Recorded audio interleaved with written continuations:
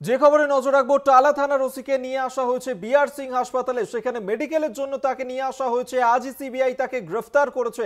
আরজিকর কাণ্ডে গ্রেফতার করা হয়েছে টালা থানার ওসিকে। তাকে এই মুহূর্তে বিআর সিং হাসপাতালে নিয়ে আসা হয়েছে। তাকে গ্রেফতার করেছে সিবিআই। তার মেডিকেল পরীক্ষা করা হবে।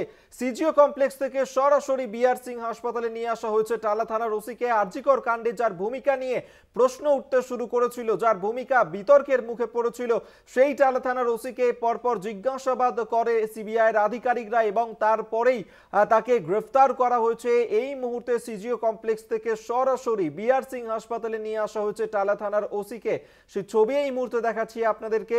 মেডিকেল করানোর জন্য টালা থানার ওসিকে নিয়ে আসা হলো বিআর সিং হাসপাতালে। সেই ছবি এই মুহূর্তে দেখতে পাচ্ছেন, যেখানে টালা থানার ওসিকে নিয়ে আসা হয়েছে মেডিকেলের জন্য বিআর সিং হাসপাতালে।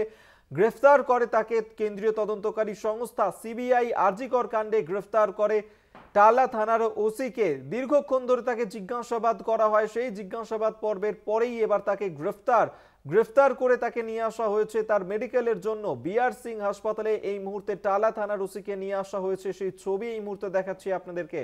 আরজিকর কাণ্ডে গ্রেফতার পুলিশ আধিকারিক টালা থানার ওসি, তাকে গ্রেফতার করলো সিবিআই। আরজিকর কাণ্ডে তার ভূমিকা নিয়ে একাধিক প্রশ্ন উঠেছিল। আরজিকর কাণ্ডে এবার তাকেই গ্রেফতার করলো সিবিআই।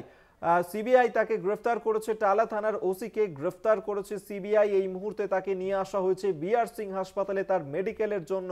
বিআর সিং হাসপাতালে নিয়ে আসা হলো টালা থানার ওসিকে। দেখাচ্ছি সেই ছবি, যেখানে টালা থানার ওসি তাকে নিয়ে আসা হয়েছে বিআর সিং হাসপাতালে। সিবিআই তাকে গ্রেফতার করে। আরজিকর কাণ্ডে তাকে গ্রেফতার। টালা থানার ওসির ভূমিকা নিয়ে প্রশ্ন উঠেছিল, দীর্ঘক্ষণ তাকে জিজ্ঞাসাবাদ করা হয়। এবার তাকে গ্রেফতার করলো কেন্দ্রীয় তদন্তকারী সংস্থা। বিআর সিং হাসপাতালে মেডিকেল করানোর জন্য নিয়ে আসা হলো টালা থানার ওসিকে।